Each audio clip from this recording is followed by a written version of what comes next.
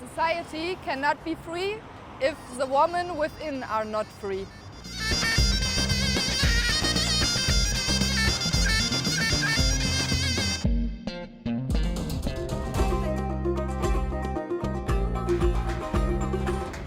We as women from all over the world, we don't want this war.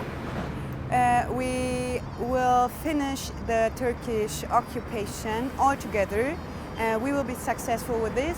Xinjiang Azadi. Widerstand heißt Leben.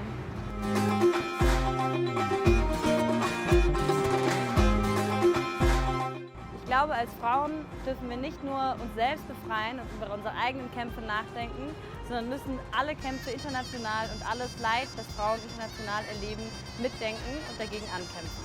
For peace and freedom worldwide.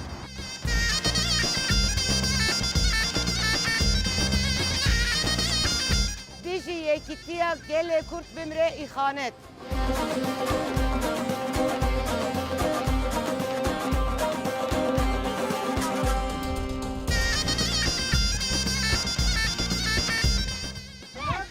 Bimre ihanet, bimre ihanet.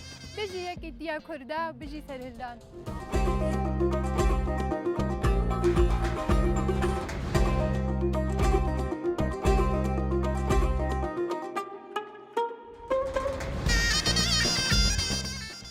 Faşizme karşı omuz omuza.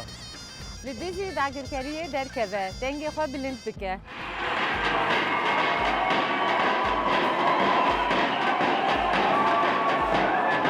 Biji yekitiya gelan. Es lebe die internationale Solidarität. Biji Kurdistan. So please listen to the peace mothers.